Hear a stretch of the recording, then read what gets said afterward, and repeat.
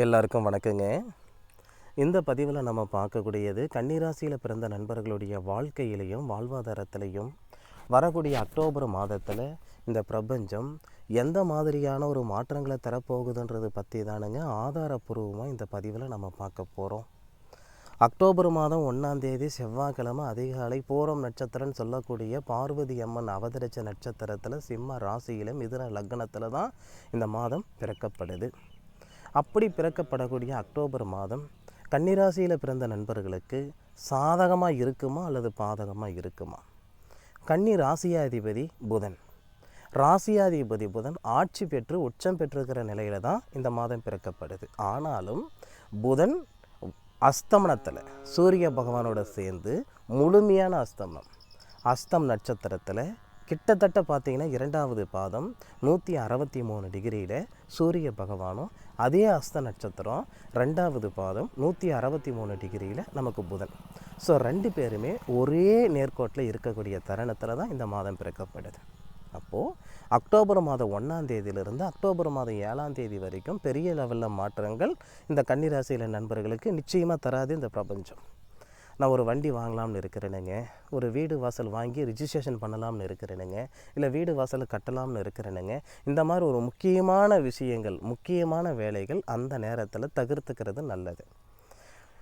ஒரு கிரகம் மறைவு ஸ்தானத்தில் இருக்கிறத விட பகையாக இருக்கிறத காட்டிலையும் சூரிய பகவானோட சேர்ந்து அஸ்தமனமாக இருக்கும் பொழுது நிச்சயமாக அது பாதகமாக இருக்கும். அப்போ கன்னிராசி நண்பர்களுக்கு அக்டோபர் மாதம் 1ஆம் தேதியிலிருந்து அக்டோபர் மாதம் 7ஆம் தேதி வரை பெரிய லெவலில் நமக்கு மாற்றங்கள் தராது. சம்பாதிச்சு சாப்பிட்ற அளவுக்கு தான் இருக்குமே தவிர சாதிக்கிற அளவுக்கு இருக்காது. அக்டோபர் மாதம் சரியாக 10ஆம் தேதி துலா ராசிக்கு நமக்கு புதன் வராரு. ராசியாதிபதினு சொல்லக்கூடிய துலா ராசி நண்பர்களுக்கு ராசியாதிபதி புதன், ராசிக்கு 10வது பாவகத்துக்கு அதிபதியும் புதன் தானுங்க. அப்போ புதன் அக்டோபர் மாதம் 10ஆம் தேதி ராசிக்கு 2வது பாவகத்தில் தனஸ்தானத்தில் வரார். தனகாரகன் அப்படின்னு நம்ம சொல்லக்கூடியது யாரை சொல்லுவோம்னா குரு பகவானை தான் தனகாரகன் நம்ம சொல்லுவோம்.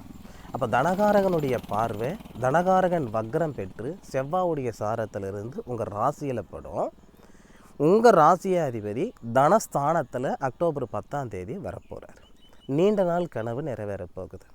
அக்டோபர் 10ஆம் தேதியிலிருந்து கன்னியா ராசியில் பிறந்த நண்பர்களுடைய வாழ்க்கையில் மாற்றங்கள் நிச்சயமாக வரும். எந்த அடிப்படையில் மாற்றங்கள் வரும் அப்படின்னா, உங்களுடைய ராசிக்கு 2வது பாவகத்தில் உங்களுடைய ராசிநாதன் வரக்கூடிய தருணத்தில் 3வது பாவகத்துக்கு அதிபதியும் 7வது பாவகத்துக்கு அதிபதியும் இந்த இருவருடைய பார்வை உங்கள் ராசி மேலப்படும். அப்போ அந்த தருணத்தில் கன்னிராசியில் பிறந்த நண்பர்களுக்கு திருமணத்தில் இருக்கிற தடைகள் நீங்கிறதுக்கு உண்டான தருணம் இருக்கும். எப்போது? அக்டோபர் 10 தேதிக்கு மேற்கொண்டு. அதுபோக திருமணமாகி பிரிஞ்சு போன நண்பர்களுக்கு, ஏன்னா 2 விதம் இருக்க தான் செய்கிறாங்க. முதல் விதம் எப்படின்னா, நான் 10 வருஷமாக வரன் பார்த்துட்ருக்கிறேனுங்க, 5 வருஷமாக வரன் பார்த்துக்கிட்டு இருக்கிறேனுங்க, என்னால் வாழ்க்கையை அமைச்சிக்கிட முடியல அப்படின்னு சங்கடப்படுற நண்பர்கள் இருக்க தான் செய்கிறாங்க. கல்யாணம் பண்ணிக்கிட்டேனுங்க, பரிசம் போட்டு பந்தலை போட்டு கல்யாணம் பண்ணிக்கிட்டேனுங்க, ஏன்டா பண்ணோம் எதுக்கடா பண்ணோன்ற அளவுக்கு இருக்கேன் அப்படின்னு சங்கடப்படுற நண்பர்களும் இருக்க தான் செய்கிறாங்க. அப்போ 2 பேருக்குமே சரியான ஒரு தருணமாக இருக்கும், நல்ல அனுகூலத்தை கொடுக்கும். திருமணம் செட்டாகாத நண்பர்களுக்கு, வரன் பார்த்துக்கிட்டு இருக்கிற நண்பர்களுக்கு வாழ்க்கையை அமைச்சு கொடுக்கக்கூடிய தருணம் இந்த தருணம். அதுபோக திருமணமாகி பிரிஞ்சிருக்கிற நண்பர்களுக்கு மீண்டும் மன வாழ்க்கை மங்களகரமாக அமைகிறதுக்கு உண்டான தருணமாகவும் இந்த தருணம் இருக்கும். இதில் மாற்றுக்கிறது இல்லை. ஏன்னா திருமண ஸ்தானாதிபதினு சொல்லக்கூடிய கிரகம் குரு பகவான், தேவகுரு. திருமண காரகன் அப்படின்னு சொல்லக்கூடிய சுக்கிர பகவானுடைய ஆதிக்கத்தில் இருந்து உங்கள் ராசியை பார்க்குறார். இந்த திருமண காரகன் அப்படின்னு சொல்லக்கூடிய அந்த சுக்கிரனுடைய வீட்டுக்கு உங்கள் ராசி அதிபதி போவார். புதனும் சுக்கிரனும் 2 நாள் 10ஆம் தேதி 11, 12. ஏன்னா 12ஆம் தேதி இந்த சுக்கிர பகவான் உங்கள் ராசிக்கு 3வது பாவகத்துக்கு போயிடுவார். குடும்பஸ்தானாதிபதினு சொல்லக்கூடிய சுக்கிரன் குடும்பஸ்தானத்திலேயே இருக்கும் பொழுது குடும்பஸ்தானாதிபதியோட உங்கள் ராசியாதிபதி சேர்றதுனால தான் இந்த மாதிரி ஒரு அமைப்பு. அப்போது 12ஆம் தேதி சுக்கிர பகவான் குடும்பஸ்தானாதிபதி 3வது பாவகத்துக்கு, அதாவது நமக்கு செவ்வாவுடைய ஆதிக்கத்துக்கு விருச்சிகத்துக்கு போகிறாரு சுக்கிர பகவான். ஆனால் இந்த திருமண ஸ்தானாதிபதினு சொல்லக்கூடிய குரு பகவான் என்ன பண்ணுறாருன்னா, கன்னிராசிக்கு 9வது பாவகத்தில் வக்கரத்தில் இருந்து திருமண காரகன் அப்படின்னு சொல்லக்கூடிய சுக்கிர பகவானையும் பார்க்குறாரு, உங்களுடைய ராசியும் பார்க்குறாரு, உங்கள் ராசிக்கு 5வது பாவகத்தையும் பார்க்குறாரு. மன வாழ்க்கையில் இருக்கிற சங்கடங்கள் நீங்கும். மன வாழ்க்கை அமைஞ்சி நிம்மதியில்லாத நண்பர்களுக்கு நிம்மதி சந்தோஷத்தை ஏற்படுத்தும். புத்திர பாக்கியத்தில் இருக்கக்கூடிய சங்கடங்களை சரிப்படுத்துறதுக்கு உண்டான தருணமாக இது அமையும். சார், போகாத கோவில் குளம் இல்லை சார், பார்க்காத வைத்தியம் இல்லை சார், இது வரைக்கும் எங்களுக்கு குழந்தை பாக்கியம் இல்லை. இந்த தருணத்தில் 100% உங்களுடைய எதிர்பார்ப்புகள் பூர்த்தி அடையும். இந்த பதிவு உங்களுக்கு கிட்டத்தட்ட பார்த்திங்கன்னா கள்ளக்குறிச்சி மாவட்டத்தில் ஒரு அற்புதமான ஒரு திருத்தலம், அருமையான ஒரு திருத்தலம். அந்த திருத்தலத்துக்கு போயிட்டு இடையில் அந்த பாதையில் நல்ல ஒரு இயற்கை காட்சியாக இருந்தது, நல்ல ஒரு நிழலாக இருந்தது. அந்த இடத்துல இருந்து தான் இந்த பதிவு நான் உங்களுக்கு கொடுக்குறேன். அருமையான ஒரு திருத்தலம். அப்போது இந்த இடத்துல இந்த நேரத்தில் இந்த விளக்கம் நான் கொடுக்குறேனுங்க. கன்னிராசியில் பிறந்த நண்பர்களுக்கு புத்திர செல்வம் பெறுகிறதுக்கு உண்டான அருமையான ஒரு தருணம் இந்த தருணமாக இருக்கும். அதில் மாற்று கருத்து கிடையவே கிடையாது. அதுபோக பொருளாதார ரீதியாக பலவிதமான சங்கடங்கள் இருக்குதுங்க. சொல்லப்போனால் எதை சாப்பிட்டா என் பித்தம் தெளிகின்ற அளவுக்கு நான் இருந்துக்கிட்டு இருக்கிறேன் அப்படின்னா நிச்சயமாக மனசார சொல்கிறேன். இந்த தருணத்தில் பொருளாதார ரீதியாக இருக்கிற சங்கடங்கள் நிச்சயமாக சரியாகும். அதில் மாற்றுக்கிறது கிடையவே கிடையாது.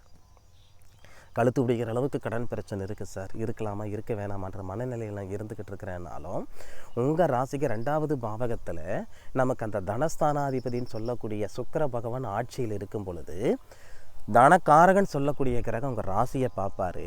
ஒரு கட்டத்தில் 12ஆம் தேதிக்கு மேற்கொண்டு அந்த தனஸ்தானாதிபதியை தனக்காரகன் சொல்லக்கூடிய அந்த குரு பகவானுடைய பார்வை இருக்கும், பார்வைப்படும். அருமையான ஒரு நேர காலங்கள் இந்த நேர காலங்கள். சரிங்களா? இந்த திருத்தலத்தை பற்றி நீங்கள் கேட்கலாம். இது கள்ளக்குறிச்சி மாவட்டத்திலிருந்து எப்படி சொல்கிறது அப்படின்னா தியாகதுகத்திலிருந்து இந்த பக்கம் திருச்சி ஹைவே போகிற ஒரு பாதை, சின்ன ஒரு கிராமம். அது அந்த கிராமத்தில் இருக்கக்கூடிய ஒரு திருத்தலம் தான்.